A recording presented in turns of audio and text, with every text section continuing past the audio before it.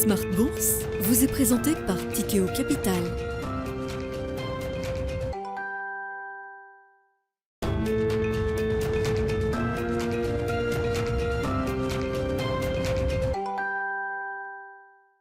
C'est reparti pour Smart Bourse, votre double dose quotidienne de marché en direct sur Bismart. Chaque jour à la mi-journée, 12h30, 13h. Et en fin d'après-midi, la grande édition pendant une heure à partir de 17h en direct, rediffusée à 20h.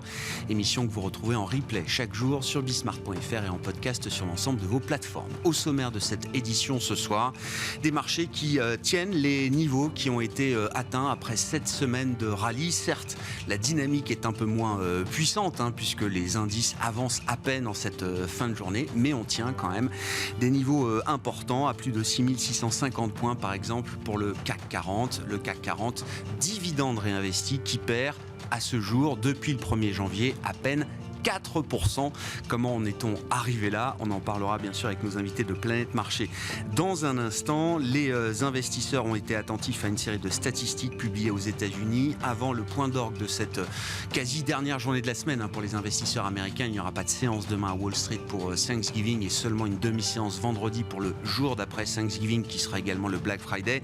Le dernier événement donc à suivre, ce seront les minutes de la Fed qui seront publiées ce soir, le compte-rendu de la dernière réunion de la Réserve fédérale américaine qui a vu peut-être d'ailleurs la dernière hausse de taux de 75 points de base. L'ampleur de la prochaine hausse de taux qui sera délivrée mi-décembre sera peut-être inférieure, autour de 50 points de base. C'est en tout cas ce sur quoi les investisseurs misent aujourd'hui avec des banques centrales qui ont fait évoluer leur discours. On n'est peut-être pas à l'aboutissement total d'un pivot des banques centrales, mais on est déjà dans une évolution et un nouvel équilibre en matière de communication pour les banquiers centraux et notamment pour la Réserve fédérale américaine. Voilà pour les sujets du jour. Et puis dans le dernier quart d'heure, nous ferons le point comme chaque trimestre avec les équipes de Janus Henderson Investors sur les versements des dividendes mondiaux à l'issue du 3e trimestre. Et c'est Charles-Henri Herman, le directeur du développement France de Janus, qui sera avec nous en plateau à 17h45.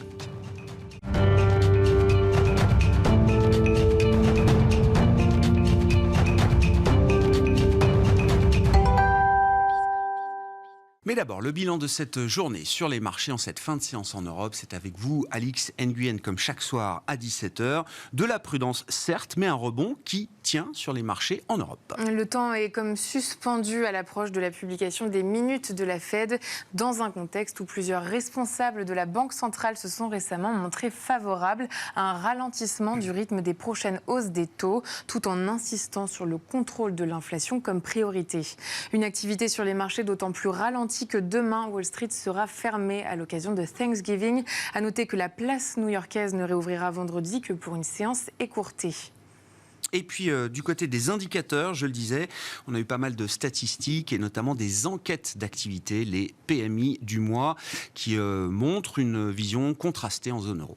Oui, les PMI flash pour le mois de novembre en zone euro ont été publiés ce matin. Sur l'ensemble de la zone, l'indice s'est redressé à 47,8 contre 47,3 en octobre. En France, à contrario, l'indice est passé de 50,2 en octobre à 48,8. Il s'agit de la première contraction du secteur privé en France depuis février 2021. Et puis, on notera aux États-Unis la confiance des ménages qui se dégrade en novembre. Mais moins qu'annoncé initialement, d'après les résultats définitifs de l'enquête mensuelle de l'Université du Michigan, l'indice est ressorti à 56,8, soit un niveau supérieur à la première estimation, mais toujours en net recul par rapport au niveau de 59,9 atteint en octobre. Les commandes de biens durables ont augmenté plus que prévu. En octobre, elles sont en hausse d'1%. Le consensus tablait sur une hausse de 0,4%. Hors transport, soit les commandes de biens durables corps, la hausse est de 0,5%. Et puis du côté des inscriptions hebdomadaires au chômage, elles ont elles aussi augmenté plus que prévu de 17 000 pour atteindre un chiffre saisonnier de 240 000.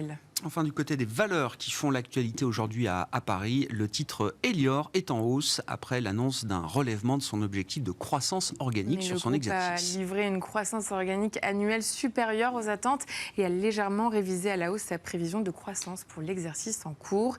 Et puis, dans le reste de l'actualité, l'autorité des marchés financiers a jugé conforme l'offre d'achat simplifiée de l'État français sur les parts minoritaires d'EDF. Elle ouvre de ce fait la voie à la renationalisation complète de l'entreprise.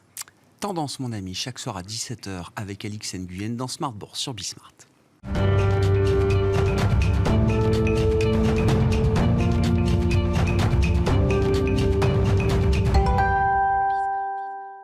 Trois invités avec nous chaque soir pour décrypter les mouvements de la planète marché. Vincent Genzi est avec nous ce soir, directeur de la stratégie d'investissement de Cholet Dupont Oudard. Bonsoir Vincent. Bonsoir Grégoire. Merci d'être là. Merci à Florent Martini de nous accompagner également. Bonsoir Florent. Bonsoir Grégoire. Ravi de vous retrouver. Vous êtes gérant chez Amplégest aujourd'hui et Gilles Guibou avec nous également au plateau. Bonsoir Gilles.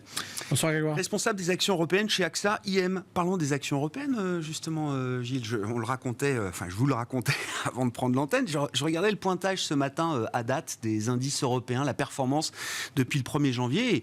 J'essaie d'inclure les dividendes. Le CAC 40 peut être mesuré dividendes réinvestis comme tous les autres indices. Le CAC 40 dividendes réinvestis, c'est moins 4% seulement de baisse depuis le 1er janvier. L'Eurostock 50 avec les dividendes, on doit être sur un moins 5, moins 6 à peine. Je rappelle qu'un portefeuille d'obligations euro, maturité 7-10 ans, un peu moyen, on va dire, c'est moins 15% depuis le 1er janvier. Comment on explique cette performance, et je parle bien de performance, même si elle est négative, des marchés actions européens à un mois à peine de la fin de cette année 2022 ? Ce qu'on avait mis en avant en début d'année, c'est que les marchés étaient à risque du fait de l'évolution attendue des taux. C'est-à-dire que la remontée des taux devait exercer une pression à la baisse sur les multiples de valorisation. Et effectivement, quand on regarde ce qui s'est passé depuis le début de l'année, en début d'année, on avait un multiple de valorisation qui était de l'ordre de 15 fois, on est aujourd'hui à peu près à 11 fois. Et les marchés n'ont baissé que de 6%. Donc en fait, la variable d'ajustement qui est venue, qui permet d'expliquer ça, c'est qu'en fait, les résultats des entreprises, en début d'année, étaient attendus pour l'ensemble de l'année à plus 10, et qu'on va finir l'année à plus 20. Donc en fait, on a des résultats d'entreprises pour l'année 2022 qui ont été au-delà des attentes. Et ça permet d'expliquer l'évolution à court terme. En fait, on a eu des résultats meilleurs qu'attendus. Deux fois meilleurs qu'attendus. Voilà. Si on essaye de se projeter, en revanche, on a des marchés aujourd'hui qui sont revenus sur des niveaux de valorisation qui sont à 11,5 fois en dessous des moyennes de long terme. Ouais. La moyenne de long terme, en gros, sur les marchés européens, elle est à 14 fois.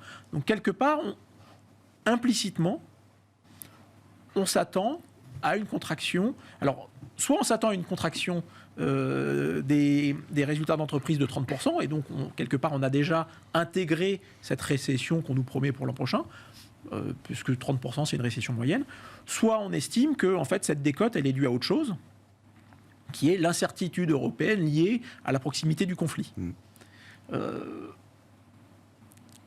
Quand on regarde d'un point de vue récession, les dernières nouvelles qu'on a eues finalement, parce qu'on a eu un automne moins froid que la normale, parce que finalement la récession elle semble être un peu moindre qu'attendue, et les nouvelles dont on fait théâtre, finalement, oui, on a une contraction du PMI, mais finalement pas aussi forte qu'attendu, que l'inflation, c'est pas bon, mais finalement, elle est plutôt en train de ralentir. Donc, on a plutôt des nouvelles marginalement positives dans un marché où, jusqu'à maintenant, surtout en Europe, tous les investisseurs étaient sur la défensive.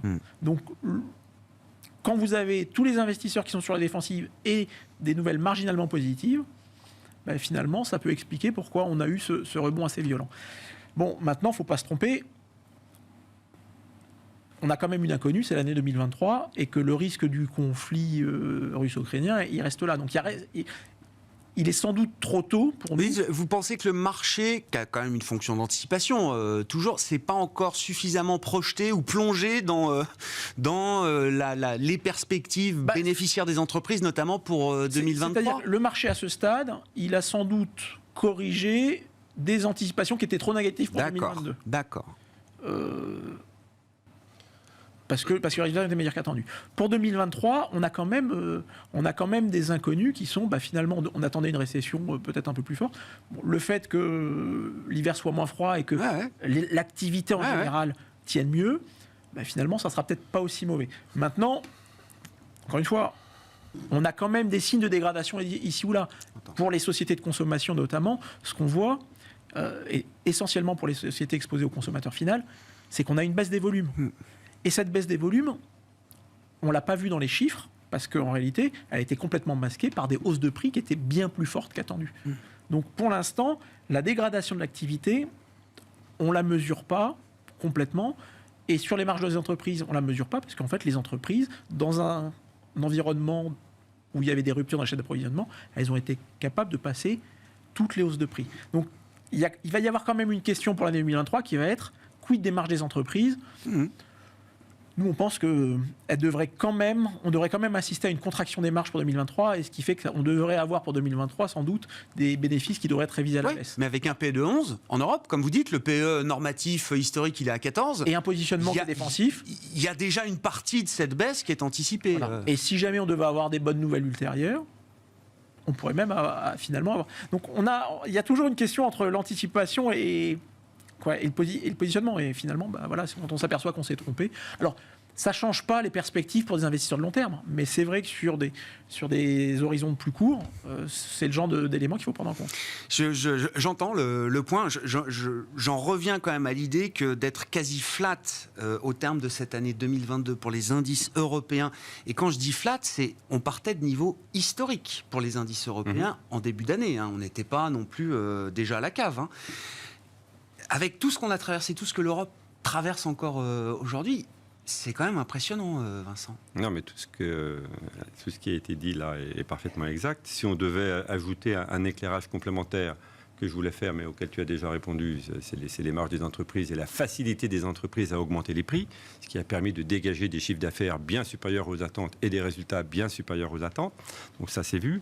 L'autre point, c'est que derrière les indices se cachent des performances très hétérogènes.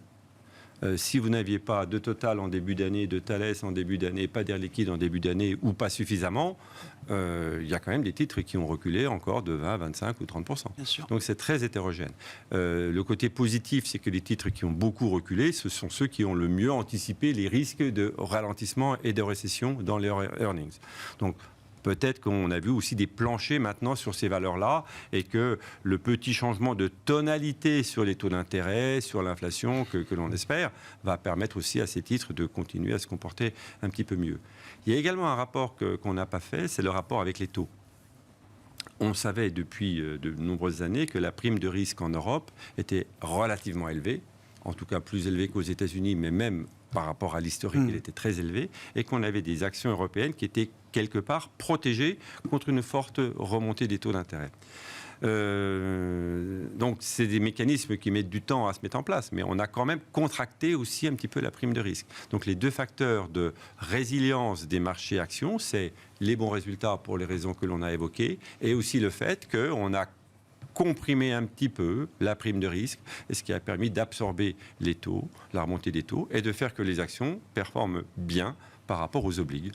Il y a eu des précédents, les années 93-94. On avait eu à l'époque ce qu'on appelait un crack obligataire, puisque les obligues perdaient 8%.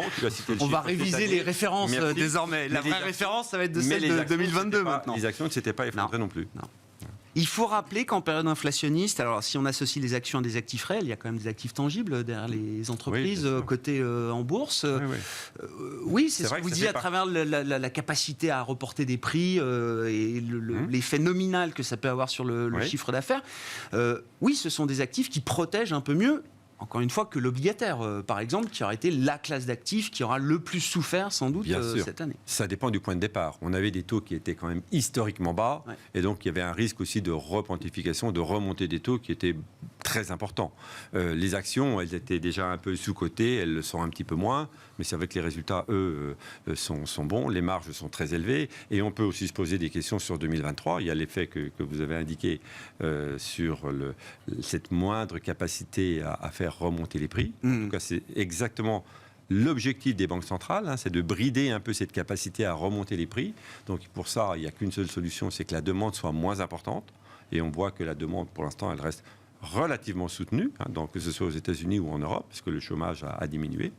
Mais la deuxième chose, c'est que dans le prix des inputs, il y a beaucoup d'inputs, enfin donc beaucoup d'entrants, dont les prix étaient hedgés, étaient couverts par les entreprises. Or, toutes ces couvertures, ils les roulent au fur et à mesure. Donc, il y a un certain nombre d'analystes qui mettent également un peu en garde contre le fait que toutes les couvertures sur le prix du pétrole, sur le prix du caoutchouc, sur le prix du PET, etc., du ciment, bref, ça va être peut-être un petit peu plus compliqué. Même si certains de ces prix ont quand même pas mal reflué. Oui, c'est vrai, mais en niveau, on reste sur des niveaux élevés. Ouais. Donc, voilà, c'est pour ça qu'il y a effectivement... La bonne surprise, c'est que 2022 n'a pas été aussi chaotique sur les earnings. Il reste à voir comment ça va se passer sur 2023. Je suis persuadé qu'il y aura des révisions à la baisse sur l'exercice 2023. L'ampleur va dépendre, bien entendu, du ralentissement que l'on aura en Europe, puis ultérieurement aux États-Unis.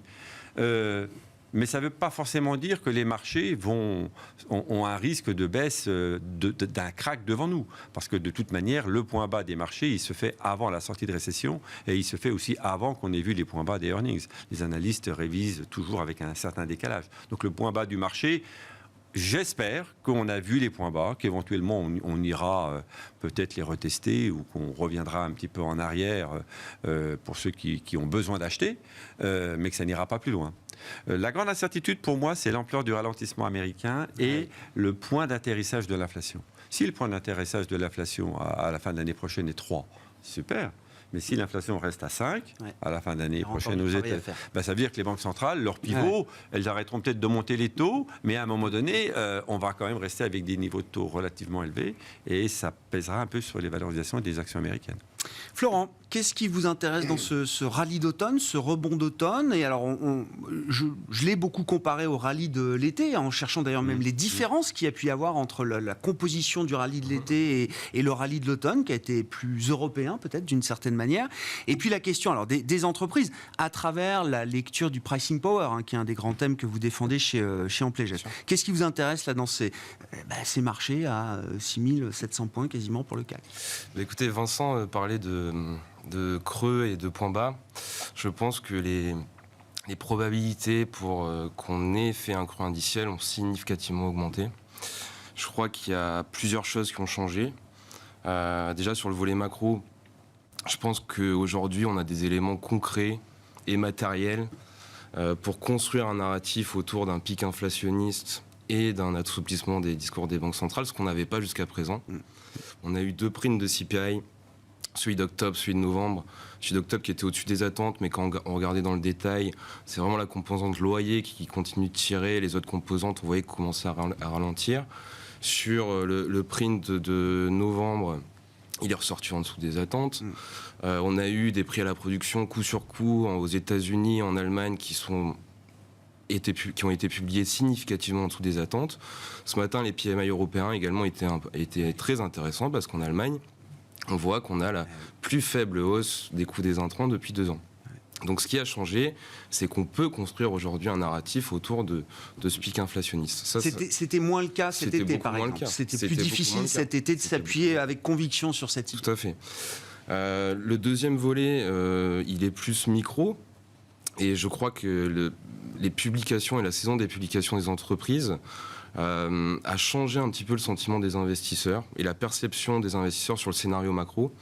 Parce qu'on a eu quand même des discours relativement optimistes de la part des chefs d'entreprise. Je crois que le terme récession, il apparaît dans 25% de moins de communiqués par rapport au T2, donc il y a quand même un petit peu plus d'optimisme. Et puis, il y a le fait qu'il y ait beaucoup de chefs d'entreprise qui aient parlé de détente des chaînes d'approvisionnement. J'étais frappé par le discours de Caterpillar, qui disait que ils n'arrivaient pas jusqu'à présent à fournir leurs distributeurs et que là, ça y est, ça faisait un petit peu un effet ketchup, que c'était parti, quoi. Donc ça, à mon avis, ça a modifié un petit peu la perception des investisseurs on est parti d'un scénario qui était très noir en septembre et très sur une récession très dure. Aujourd'hui, je pense que le scénario central va plus vers une récession douce. Et puis, même si en Europe, on a parlé des earnings avec Gilles, mais même si en Europe ça se voit pas trop, aux États-Unis, les révisions de bénéficiaires commencent un petit peu à se matérialiser. Là, sur le T4, on attend une décroissance des BPA de l'ordre de 2%, alors qu'on était parti de 9% de croissance au début de l'année. Donc il y a du travail qui est fait quand même. Sur les 2 prochains trimestres, si on exclut le secteur de l'énergie, qui a une croissance de BPA exceptionnelle, c'est pareil, ça commence à se matérialiser. Donc ça, c'est un argument un petit peu en moins pour les baissiers de dire que je vais acheter quand la fin des révisions sera terminée. Et puis le dernier volet, c'est un petit peu plus technique et comportemental. Moi, ce qui m'a beaucoup intéressé, c'est la séance du 13 octobre dernier aux États-Unis. Jour de publication de l'inflation. Exactement. Donc les marchés ouvrent en très forte baisse sur des niveaux techniques très importants. Et c'est la première fois depuis 9 mois qu'on est monté sur une mauvaise nouvelle. Ouais. Et ça, c'est pas si anecdotique que ça, parce que ça montre qu'il y a un changement un petit peu de sentiment et de tout. Il y a un tournant psychologique chez les investisseurs. On a eu un renversement sur cette séance du 13 octobre intraday pour le S&P 500. Quasi historique. Historique. De 5 points, plus de 5 points peut-être entre le bas et le haut. Le Nasdaq, et ça, c'est des séances effectivement où on peut dire qu'il se passe quelque chose. Voilà, moi je pense que c'est pas anecdotique. Et le deuxième point, c'est que le point bas de ce fameux 13 octobre, en termes de participation, donc de nombre de titres qui étaient bien orientés, il y avait 2 fois plus de titres qui étaient bien orientés par rapport au point bas du mois de juin, qui était sur un niveau plus élevé. Donc ça, je l'explique par le fait que c'est les grosses capis aux États-Unis qui ont été attaquées sur la fin de la baisse.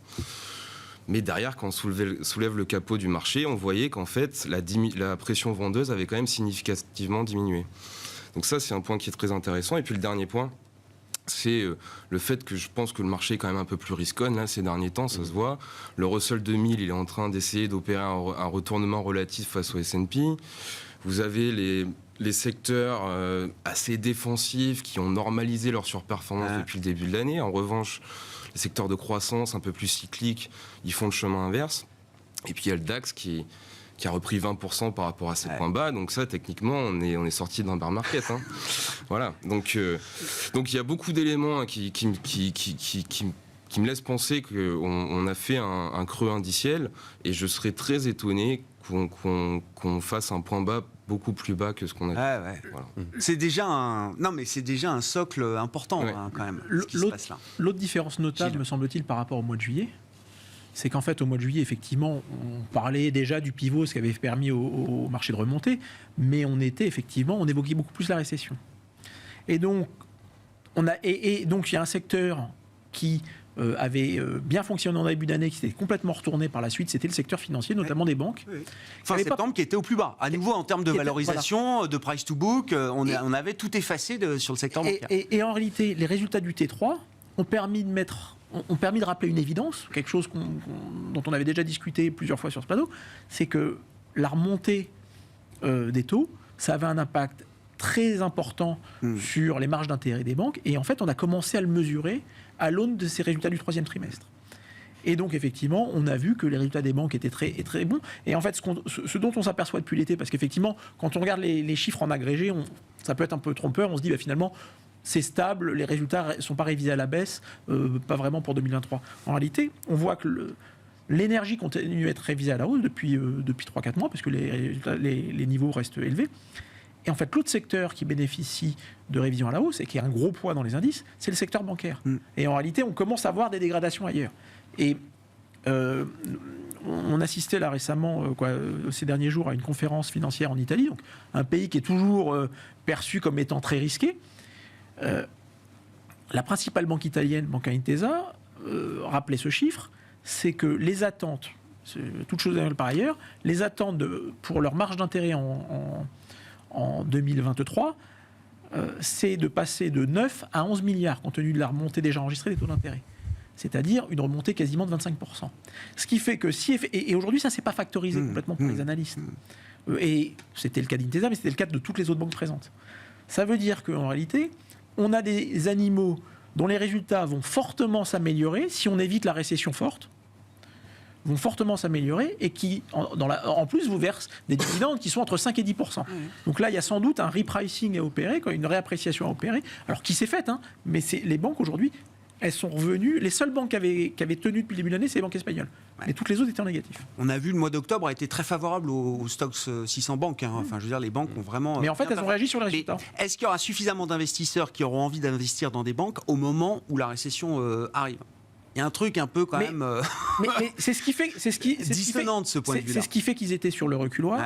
Et c'est là où la profondeur de la récession aura aura un impact. Si on a la sensation que finalement la récession sera plus technique, et c'est pour ça que c'est un secteur, c'est difficile de faire, de dire voilà, il faut être très boule sur les banques, mais concrètement, c'est si effectivement on pense que la dégradation est moindre, il y a sans doute quelque chose à faire, parce qu'il faut quand même se rappeler que d'abord, les systèmes de provisionnement dans les banques ont changé. Maintenant, c'est des provisions qu'on fait en anticipation, ce qui fait que les banques, en anticipation du Covid, avaient fait énormément de provisions. Ouais. Le risque ne s'est pas matérialisé, donc normalement, elles devraient relâcher les provisions. Et donc, la récession qui pourrait arriver, en fait, pourrait tout à fait... L'augmentation du coût du risque pourrait tout à fait être compensée par... La baisse des provisions Covid. Ouais. Et donc, en fait, avoir un impact sur les résultats des bancaires assez neutre. Ouais. Ça va dépendre de l'ampleur de la récession. Ouais. Donc, ça reste un secteur compliqué et qu'il est facile d'oublier. Mais la réalité, c'est que voilà, c'est quand même un secteur qui est fortement payeur de dividendes. À un moment donné où les taux remontent, où on ne sait pas où, voilà, c'est pas forcément... Donc il faut des banques pour 2023. Un peu. Je pense que la diversification est bonne et qu'avoir les plus solides, c'est pas forcément une mauvaise idée.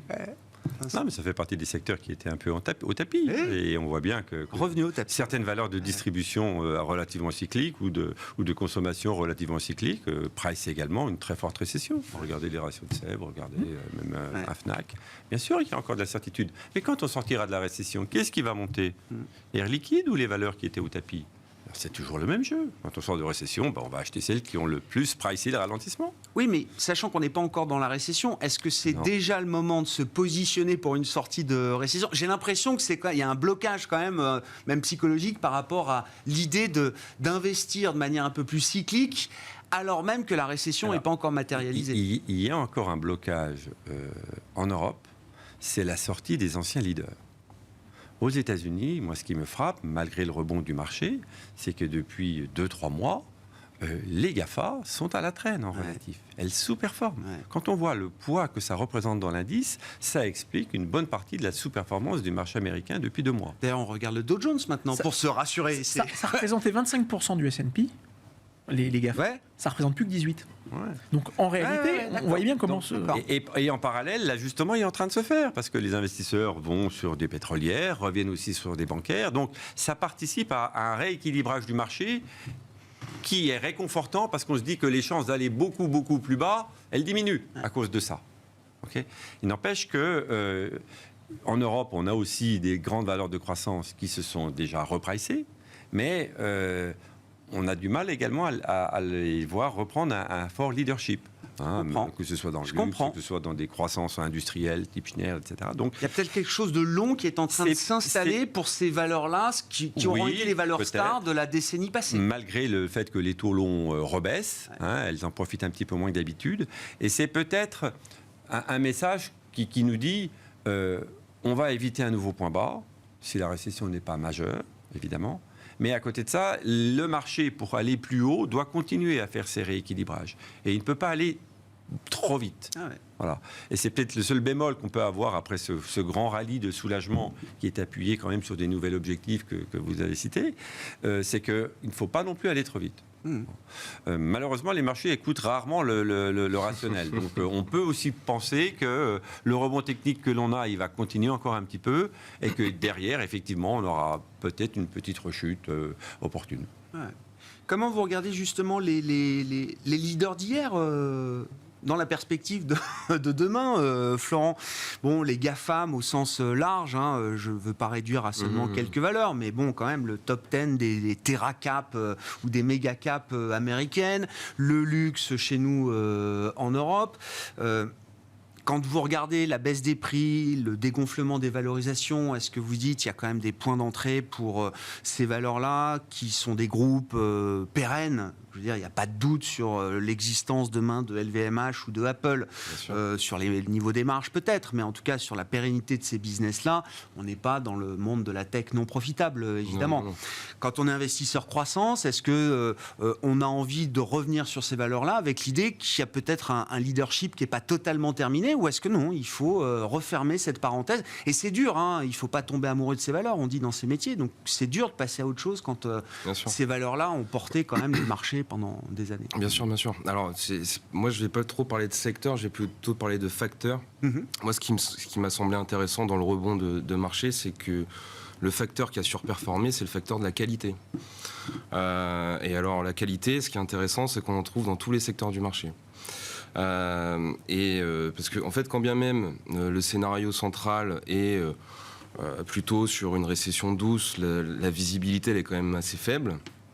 Et puis, quand bien même on est sur un scénario de pic inflationniste, la capacité à conserver ses prix, et vous savez que chez Amplegest, on regarde beaucoup les choses sous l'angle du pricing power, devient de plus en plus compliqué. Parce qu'on voit bien que la demande va ralentir. Donc, la qualité, c'est-à-dire qu'on va chercher des entreprises qui ont de la visibilité, qui ont la capacité de garder un niveau de marge important, qui ont de la qualité dans la gestion opérationnelle aussi et managérielle. Et ça se voit tout de suite dans les publications. Une des publications qui était très marquante pour moi la semaine dernière, c'est dans le retail américain, par exemple. Vous avez une disparité de discours entre un Walmart et un Target, par exemple, qui est impressionnante. Walmart qui a réussi à gérer le problème de stockage qu'ils avaient eu en début d'année, qui disent qu'ils arrivent à conserver leur marge, qui vous racontent que donc les niveaux stock étaient bien gérés, que le début de saison des fêtes se passe bien. Et en revanche, vous avez Target qui dit que les niveaux de revenus et de marge se sont significativement dégradés sur la fin du T3 et que ça va continuer au T4. Et ça, c'est vraiment de la qualité de gestion opérationnelle. Je comprends. Voilà. Donc, effectivement, dans la qualité, il y a les classiques. Et nous, on est revenu, alors ça fait un petit moment, sur les valeurs du luxe, parce que les méga trends sont là, de toute façon, et que ce sont des titres qui sont quand même leaders de marché, en dépit du fait que ça a déraillé le rebond les a mis en avant, et il y a eu des publications qui étaient exceptionnelles, mais la qualité, on va la chercher aussi dans des secteurs plus cycliques. La chimie, par exemple, vous avez une ligne 2 qui a une visibilité sur des contrats à plus de 10 ans, qui est sur des thématiques séculaires. Et alors, pour moi, le secteur qui est leader aujourd'hui, c'est un peu contre-intuitif, c'est le secteur de l'industrie. Et là, vous avez deux thématiques qui ressortent extrêmement bien. C'est la thématique d'optimisation opérationnelle et la thématique de l'optimisation des coûts énergétiques et de l'accélération de la transition énergétique. Et Siemens, par exemple, a fait une publication vraiment très très forte. Schneider, c'est exactement le type d'entreprise qui remplit cette mission-là.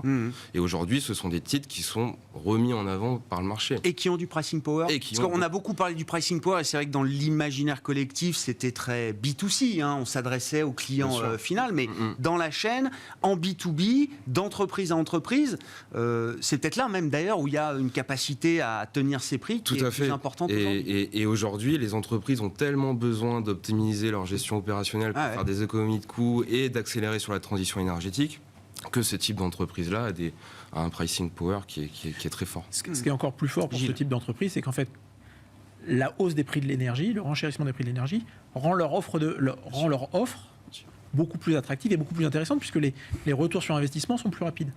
Donc en fait, dans certains cas, le contexte leur est favorable.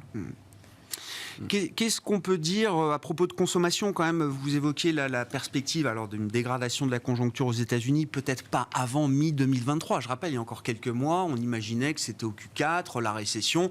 On pensait qu'en Europe, ce serait au Q3, ça ne l'est pas encore, etc., etc. Donc on décale un peu dans le temps cette idée de la récession, sachant que le consommateur américain est quand même le moteur principal de l'activité économique aux États-Unis. Quel état des lieux on peut dresser pour le consommateur américain? Ce sera Black Friday vendredi. On sort d'un mois d'octobre qui a été bon sur le plan des ventes au détail. On a vu un chiffre qui a surpris à la hausse. Est-ce que le consommateur américain en a encore sous la pédale, comme on dit vulgairement? Alors, le consommateur américain est en train de brûler les cartouches. Il le fait volontiers parce qu'on a un environnement macro qui ne s'est pas dégradé jusqu'à présent. On a une baisse du chômage, on a une hausse des revenus, même si éventuellement il baisse un petit peu par rapport à l'inflation dans certains cas. Mais le fond n'est pas stressant pour le consommateur. Et même l'inflation que l'on a connue aux États-Unis n'a pas l'air d'avoir freiné vraiment les dépenses de consommation. Parce qu'on est toujours sur le même effet qui s'est mis en place à la sortie du Covid, c'est-à-dire que les ménages américains ont épargné 10 à 12% du PIB en épargne excédentaire. Alors certes, en ce moment, ils n'épargnent plus mois après mois, parce que les taux d'épargne mensuels ont baissé, mais ils ont encore un stock. Et le seul précédent sur lequel on puisse se comparer, c'est ce qui s'est passé à la sortie de la Deuxième Guerre mondiale, où l'économie était hyper booming, parce que tout le monde fabriquait des armes, et donc tout le monde avait du boulot, et puis on ne pouvait pas dépenser, parce qu'on fabriquait des chars d'assaut et pas des iPhones, donc il n'y avait pas grand-chose à acheter. Mais donc c'est pareil, ils ont accumulé 10-12% d'épargne. Et il leur a fallu 1 an et demi pour normaliser la consommation qu'ils faisaient en utilisant cette épargne. Donc ce que disent les stratégistes américains ou les économistes américains, c'est que quelque part dans le courant du premier trimestre ou du deuxième trimestre américain, l'excès d'épargne américain n'aura pas disparu, mais les consommateurs vont moins l'utiliser. D'accord. Et donc ils vont revenir à un rythme de consommation beaucoup plus normal. D'accord. Le rattrapage des dépenses de consommation, on va dire, aura été fait. Et l'utilisation rationnelle de cet excès d'épargne. Voilà. Donc, derrière, on va avoir des éléments comme la baisse du chômage qui va quand même ralentir. On va avoir l'effet de la hausse des taux qui pèse sur l'immobilier, même si, pour l'instant, ce n'est pas non plus dramatique. On a toujours le petit côté Chine, demande adressée par la Chine vis-à-vis des États-Unis.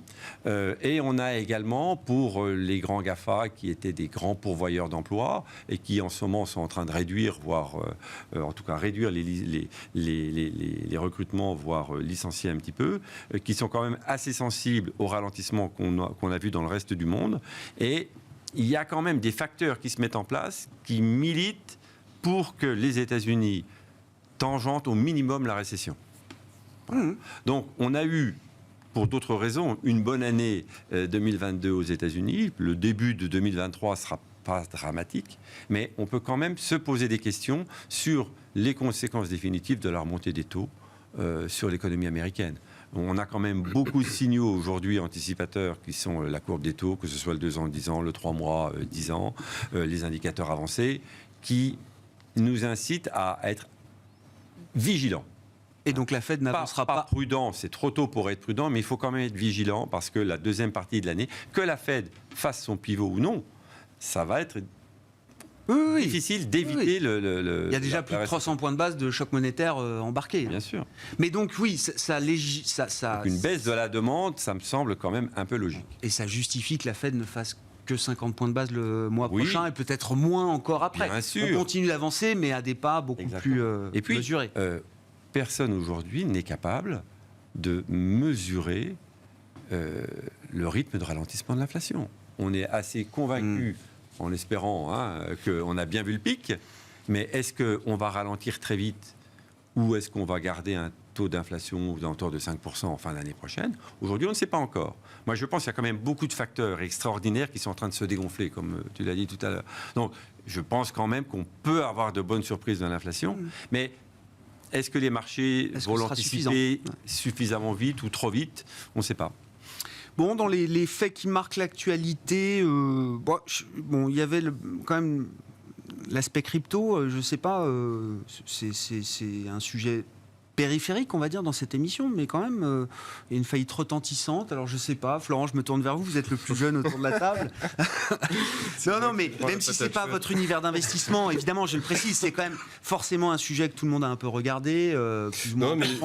Le scandale FTX, on a l'impression que c'est un cas d'école et peut-être d'ailleurs une répétition de ce que l'histoire nous enseigne depuis longtemps maintenant en matière d'exagération, d'hubris, etc. Non, mais vous savez que j'aime bien regarder les choses d'un point de vue comportemental, et là il y a tous les éléments, comme vous dites, c'est un cas d'école comportementale, c'est-à-dire qu'on a commencé par les retail qui ont commencé à être un petit peu massacrés sur ce marché-là, puis des fonds leveragés qui ont sauté, et puis enfin des faillites comme FTX, voilà. Donc la seule chose que je peux dire, c'est que Même si nous, on n'investit pas sur ce type d'actifs parce que c'est beaucoup trop volatile pour nos clients. La seule chose que je peux dire, c'est qu'il y a tous les éléments d'une purge et d'une fin de baisse qui sont là, quoi. Donc voilà, moi, c'est le seul élément que je peux commenter sur les crypto-monnaies. Bon, c'est une histoire classique. Enfin, dans l'histoire des marchés, on retiendra cet épisode comme une histoire supplémentaire de... Je pense que c'est un exemple supplémentaire de ce à quoi l'avidité peut mener en termes d'absence de réflexion. C'est-à-dire que à ce stade, on peut comprendre l'idée de Vous savez que si vous dites ça, il y a des gens qui vous diront encore aujourd'hui, vous n'avez rien compris. Non, mais encore une fois, on peut comprendre ce que c'est que la blockchain. La question, c'est que j'ai toujours pas compris comment était déterminée ou comment pouvait s'établir la valeur d'un bitcoin. Donc, c'est que simplement une confrontation. C'est pas ton sujet de FTX, là. Non, mais voilà. Oui. Et donc sur FTX, effectivement, on a régulièrement, quand on a ce type de comportement et d'enthousiasme, on ouvre la porte à des fraudes ou à des bon. La question de fond pour moi, c'est aujourd'hui, en tant qu'investisseur, je trouve que c'est intéressant, mais qu'aujourd'hui, je ne sais pas comment est déterminée la valeur d'un bitcoin. Parce qu'aujourd'hui, si je veux payer en bitcoin, il y a plein d'endroits où je ne peux pas le faire. Donc moi, quand on me dit que c'est une monnaie, non, je suis désolé. Donc aujourd'hui, voilà, il y a des choses qui sont intéressantes, c'est quelque chose qu'on regarde, mais le fait est, c'est que c'est pas quelque chose qui est... Voilà, une monnaie, c'est quelque chose... Je parle vraiment de l'écosystème qui s'est créé autour de ces crypto-actifs, à travers notamment les plateformes d'échange type FTX. Ce qui se passe là montre que c'est systémique pour l'écosystème crypto, ça l'est pas pour l'écosystème des marchés traditionnels. On peut toujours affirmer ça aujourd'hui. Alors, ce qui va être intéressant, c'est que c'est toujours comme ça, quand il y a des pertes, il semblerait que ce soit assez bien... protégé. Maintenant, il ne serait pas surprenant de voir que ici ou là, une banque, un fonds ait pris une paume sur... Ah bah oui, si, on a les noms. Hein. Oui, on a les noms. Mais Sequoia, Tiger, BlackRock, tous quoi. Oui, la question c'est... SoftBank. C'est relativement... Oui, d'accord. C'est des gens qui peuvent perdre un peu d'argent. Et c'est relativement circonscrit. SoftBank l'a prouvé. Hein. Et c'est relativement circonscrit. Ouais, je comprends. À partir du moment ça fait pas de vague au-delà de... C'est pas un Lehman. Ouais. Bon. Ça semble pas être systémique. Ça l'est pas. Je dis simplement qu'avant l'an 2000, on te disait, mais si vous avez de l'air liquide, vous n'avez rien compris. Mais oui, mais je sais bien, mais plein de gens m'ont rappelé qu'on tenait ce genre de discours. Vous n'avez rien compris, monsieur. Non, mais c'est vrai que c'est la valorisation. La blockchain va peut-être continuer sur le plan industriel et technologique. Oui, mais Internet n'a pas disparu avec l'éclat. Mais la valeur du Bitcoin, c'est un grand mystère. Et il faut savoir aussi que quand on dégonfle une bulle, l'exemple japonais, le Nasdaq, nous montre en termes d'indices qu'on met du temps à remonter. On a un encéphalogramme plat pendant un bon bout de temps. Un mot pour finir, messieurs. L'investissement aujourd'hui, alors après un rebond comme celui-là, tactiquement, Vincent, comment il faut procéder? Et puis, est-ce que néanmoins, on a envie quand même d'avoir un peu plus de risques embarqués malgré la vigilance dont il faut encore faire preuve? Moi, je ne suis pas certain qu'il faille vraiment augmenter le niveau de risque aujourd'hui, parce qu'on a déjà fait une bonne partie du chemin et que même si ça continue à monter, je pense qu'il faut être plus vigilant sur la composition des portefeuilles et effectivement, à l'intérieur des portefeuilles, avoir des titres un petit peu plus risqués qu'avant, donc être un peu plus équilibré entre la value, la croissance, le défensif, le cyclique, etc. Surtout qu'il y a de quoi faire son marché. Quand même, il y a eu des ajustements de valo dans tous les compartiments, donc on peut trouver. Donc, moi, j'attendrai quand même un petit probablement le début de l'année prochaine pour être davantage convaincu de me dire, voilà, on était neutre sur les actions, on redevient franchement surpondéré. Je pense que c'est un petit peu tôt. Mais à côté de ça, les risques de rechute ont également baissé, donc il faut savoir être endurant et il ne faut pas non plus avoir peur. Ceux qui ont peur peuvent profiter des niveaux actuels s'ils veulent alléger. Mais je pense qu'on a quand même des éléments objectifs qui, pour les 6 prochains mois, peuvent nous permettre d'avoir des marchés plus hauts. Rapidement, Florence, marché de stock pickers, c'est déjà des marchés où on achète là? Alors, c'est vrai qu'à très court terme, on a fait un gros rebond et on arrive sur des niveaux techniques un peu difficiles à passer sur les indices américains notamment. Donc à très court terme, peut-être qu'il faut attendre des replis. Néanmoins, oui, je crois qu'il y a beaucoup d'idées dans ce marché. Il y a beaucoup de choses à faire. Je ne serai pas trop gourmand sur les replis pour me repositionner. Et nous, on a déjà commencé à le faire. Et on va mettre des replis à profit pour continuer. Gilles. Moi, pour complémenter ce qu'il m'avait dit, peut-être ce que je retiens, c'est qu'on est effectivement, on a en face de nous sans doute une révision à la baisse des résultats dont on ne connaît pas l'ampleur. Ouais. Néanmoins, dans ce marché, il y a quelques secteurs dont on peut percevoir que l'année 2023 ne devrait pas être mauvaise et on a assez bonne visibilité sur la croissance des résultats. Donc banque, vous avez dit. Alors je disais les banques, mais je rencontrais une société comme Sodexo, qui avait, compte tenu de la nature de ses contrats et des effets embarqués, devrait permettre de pouvoir délivrer de la croissance. Et donc j'essaierai d'identifier ces entreprises qui donnent de la visibilité sur la croissance, même si elle est raisonnable, 5-10% pour l'année 2023, à partir du moment où on ne paye pas des prix excessifs. Parce qu'on est encore dans un marché où il faut être attentif aux valorisations. On continue à bien aimer des sociétés comme ASML, L'Oréal. Le problème, c'est que c'est des très belles boîtes et ce n'est pas le sujet. Oui. C'est que ça reste quand même des sociétés qui, compte tenu de leur valorisation actuelle, qui restent élevées, l'espérance de...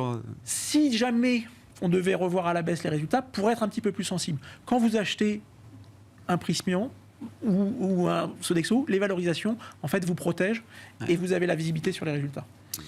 Merci beaucoup, messieurs. Merci d'avoir été les invités de Planète Marché ce soir. Gilles Guibou, AXA IM, Florent Martini, Amplégest et Vincent Genzi, Cholet, Dupont, Oudart. Il y en a trop là maintenant. Ça devient compliqué. Cholet, Dupont, Oudart. Merci beaucoup, messieurs. Merci.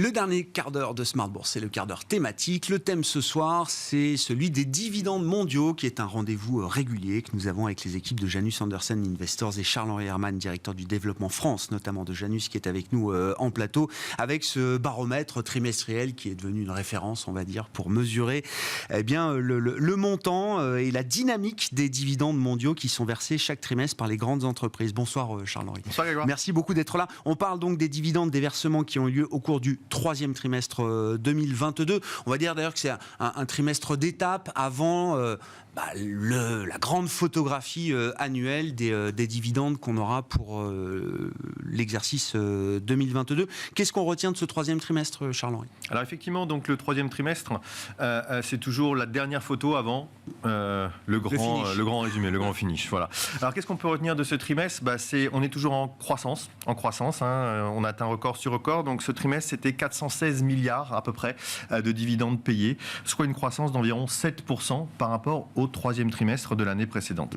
Alors par contre, il y a une petite particularité sur ce trimestre, c'est qu'il y a un très très fort impact du secteur notamment pétrolier et gazier, du fait de la crise énergétique, comme on l'a vu, et donc de la forte hausse des prix et des forts dividendes payés par ces entreprises. Quelques chiffres, parce que c'est assez édifiant.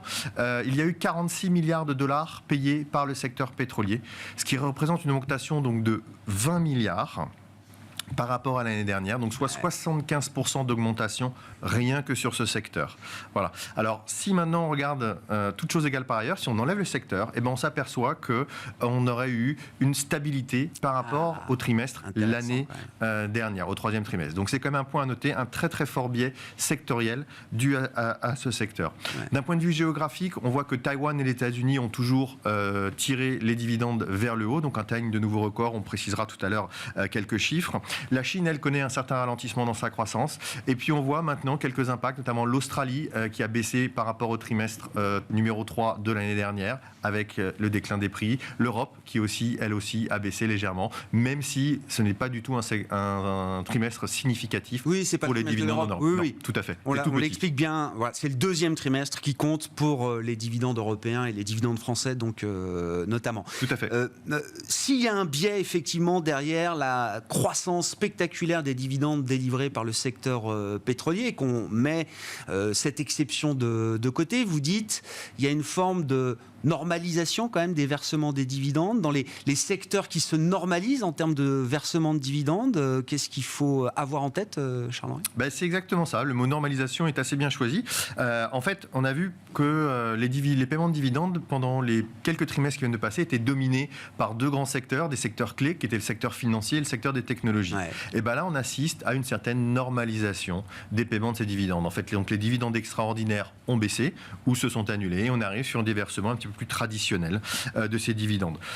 Voilà, la tendance a été dominée par le secteur pétrolier et gazier. On l'a dit, 46,4 milliards de dollars payés par ces sociétés. Mais ce qui est assez intéressant et à noter, c'est qu'elles ont payé ces dividendes à travers des dividendes extraordinaires. Elles n'ont pas augmenté leurs dividendes réguliers. Oui. Ce qui peut amener une question, c'est de savoir quelle est la durabilité de ce paiement des dividendes. Donc, qu'est-ce qu'on va voir sur les trimestres d'après par rapport à ce secteur en particulier ? Voilà. Alors maintenant, si on vient un petit peu sur les autres secteurs, on a vu le trimestre précédent, on avait des très très fortes hausses du secteur minier. Et là, pareil, on l'avait déjà posé cette question ensemble. Est-ce que c'était durable ? On a un début de réponse, puisque non, on voit un déclin, notamment avec le déclin du prix des matières premières sur le secteur minier. Les secteurs qui sont en très forte hausse, c'est les transports maritimes, plus 120% de hausse. Le secteur chimique, avec plus de 60% de hausse. Les semi-conducteurs, 40% de hausse. Et les banques, toujours en hausse, 8%. Dans le côté négatif, on va dire, croissance négative, c'est le secteur surtout immobilier, notamment avec Hong Kong et la Chine qui a subi des pressions sur ce secteur, donc une croissance négative sur le secteur immobilier. On peut comprendre, l'immobilier chinois qui est le plus gros marché immobilier du monde, avec un stress majeur depuis 12 mois au moins maintenant, on peut comprendre effectivement que les dividendes ont été coupés par ces entreprises chinoises du marché immobilier. Sur le plan géographique, justement, qu'est-ce qu'on retient de ce troisième trimestre ? Vous dites Taïwan, les US ont le plus contribué. Qu'est-ce qu'on peut dire des grandes zones géographiques et de la contribution des entreprises de ces zones au versement des dividendes mondiaux ? Alors, évidemment, il y a de la disparité au niveau des pays, au niveau des zones géographiques, mais je le répète, ce qu'on retient surtout sur ce trimestre, c'est que c'est un biais sectoriel. Voilà. Donc vous allez le voir dans ce que je vais vous raconter sur les pays, vous allez réentendre parler de ce biais sectoriel. Alors les dividendes américains, toujours en croissance, des nouveaux records atteints au niveau des dividendes américains, une croissance sous-jacente de 7%, légèrement en dessous de la croissance globale sur le trimestre, mais parce que les dividendes américains sont beaucoup plus diversifiés en termes de secteurs que d'autres régions dans le monde. Taïwan, c'est à noter en Asie, un trimestre record avec près de 30 milliards de dollars payés, donc c'est très important, une hausse de quasiment 100%. Des dividendes Taïwan sur ce trimestre par rapport au même trimestre de l'année dernière. On parlait du transport maritime, la société Evergreen Marine est un des très gros payeurs ce trimestre pour Taïwan. Intéressant. Hong Kong a elle aussi enregistré des dividendes records. En revanche, on voit un ralentissement au niveau de la Chine, ralentissement qui est aussi dû avec le traitement de la pandémie qui a été en décalage par rapport au reste du monde. L'Australie, on a parlé du secteur minier. Le secteur minier, on a vu une baisse. L'Australie, qui est un des plus gros pays par rapport à ce secteur minier, ils ont vu un recul au niveau du paiement des dividendes par rapport à l'année dernière. Si on parle de l'Europe maintenant, je vais plutôt pas faire un gros focus sur la France. Pourquoi ? Parce que, encore une fois, c'est un petit trimestre pour la France ou pour les pays européens. Ce qui est à noter, c'est que, on le voit, le rattrapage post-pandémique touche peut-être à sa fin. On a une croissance négative pour l'Europe par rapport au troisième trimestre 2021, qui était un fort trimestre après le rebond pandémique, donc moins 10% pour l'Europe. Et on voit finalement que c'est quelques grosses sociétés qui ont impacté soit à la hausse, soit à la baisse les dividendes européens. En France, on pourra parler de Publicis, qui a été un des contributeurs significatifs. Sur les Pays-Bas, c'est la banque ING, donc toujours le secteur bancaire qui domine. Et en Norvège, Novo Nordisk. Ouais. Si on fait le parallèle maintenant avec l'Angleterre, on sait que l'Angleterre souffre un petit peu économiquement. Pareil, dans la même, veine que l'Europe, on voit une croissance négative au niveau du Royaume-Uni, avec une baisse de 6,4% par rapport au même trimestre l'année dernière. Frappant à chaque fois combien la dynamique des dividendes mondiaux, telle que vous la suivez trimestre après, colle parfaitement à l'histoire économique ou des entreprises, ou des secteurs, ou des pays. Enfin, je veux dire, il n'y a pas de... C'est vraiment un narratif qui se superpose et qui... La rentabilité des entreprises... Oui, non, mais on se dit souvent, les marchés sont déconnectés, les dividendes sont partout, tout le temps. Non. La dynamique des dividendes suit l'évolution... Une société paye des dividendes quand elle a des bons résultats ou quand elle ne les utilise pas en réinvestissement. Bien sûr. En termes de perspective, à l'issue de ce troisième trimestre, comment est-ce que vous pouvez ajuster alors les perspectives peut-être pour l'ensemble 2022, s'il fallait encore les ajuster, et puis pour 2023 qui nous intéresse le plus maintenant, Charles? Oui. Alors on a ajusté un petit peu pour 2022 puisqu'on a augmenté nos prévisions pour l'ensemble de l'année de 30 milliards. Donc on a augmenté de 30 milliards, donc soit 1500. Encore à la hausse, tout à fait, poussé par le secteur pétrolier qui nous a surpris par la force du paiement de ses dividendes. Donc 30 milliards, ce qui nous amène à une estimation à peu près à 1560 milliards pour l'année, ce qui correspondrait à une croissance d'environ 8,3%. Un point à noter qui est très important, pour ceux qui suivent de manière récurrente notre étude, au mois d'août, quand on s'est parlé à la fin du deuxième trimestre, je vous avais donné ce même chiffre de 1560 milliards. Alors, de me dire où sont passés ces 30 milliards, en disant qu'on augmente. On a retraité toutes nos données en excluant la Russie. Aujourd'hui, la Russie, c'est impossible de l'inclure dans notre indice. Évidemment, il n'y a pas de cotation des prix, ni des dividendes. Donc, on a exclu, à la fois dans le passé et à la fois dans le futur, toutes les sociétés russes. Et on a retraité ensuite nos données par rapport au reste de l'indice. Donc, le chiffre est le même, mais avec une augmentation donc de 30 milliards qui correspond, comme je l'ai dit, à peu près à 8% d'augmentation. À savoir que représentait la Russie dans l'indice mondial, c'était environ 1,5% du paiement des dividendes, donc pas très significatif par rapport à l'ensemble de nos dividendes. Alors, qu'est-ce qu'on voit? C'est qu'une croissance de 9%, c'est au-delà de nos attentes qui sont d'environ 5 à 6% par an sur un rythme moyen de la croissance des dividendes. Voilà, donc on a encore une année assez forte. L'année prochaine, on en a parlé, l'année prochaine, on le voit, le ralentissement économique pourrait effectivement affecter la croissance des dividendes. C'est ce que l'on voit sur certaines zones géographiques, le Royaume-Uni, l'Europe en général, et puis on voit que ce sont des secteurs aujourd'hui et plus des zones géographiques qui ont dominé sur ce trimestre. Maintenant, il y a un autre indice qui est à prendre en compte qui est important, c'est ce qu'on appelle la couverture des dividendes. La couverture des dividendes, c'est le rapport entre les bénéfices d'une société et le paiement de ses dividendes, le montant de paiement de ses dividendes. Les niveaux de cette couverture des dividendes est extrêmement élevé par rapport au rendement historique. Donc, pourquoi? Déjà, les raisons, la rentabilité dans une entreprise qui est très forte. Et la deuxième raison, c'est qu'après la pandémie, beaucoup de sociétés ont diminué leurs dividendes pour revenir à des niveaux plus normaux, qui potentiellement seront en revanche plus durables. Et on le voit par rapport aux dividendes extraordinaires. Donc, toujours à lire, cette différence entre les dividendes récurrents et les dividendes extraordinaires. C'est pour ça aussi que l'on parle de croissance globale ou de croissance sous-jacente. Attention aussi à l'effet de change, puisqu'on a vu une année avec un fort impact de l'effet de change. Fort du dollar. Merci beaucoup Charles-Henri pour cet éclairage toujours très complet sur la thématique des dividendes mondiaux à travers cette étude et cet indice Janus Henderson Investors qui est le baromètre qui fait référence désormais. On se retrouve donc début 2023 pour la grande photo des dividendes mondiaux de l'année 2022. Exactement. Merci beaucoup Charles-Henri. Charles-Henri Herman, directeur du développement France de Janus Henderson Investors, invité du quart d'heure thématique de Smart Bourse ce soir.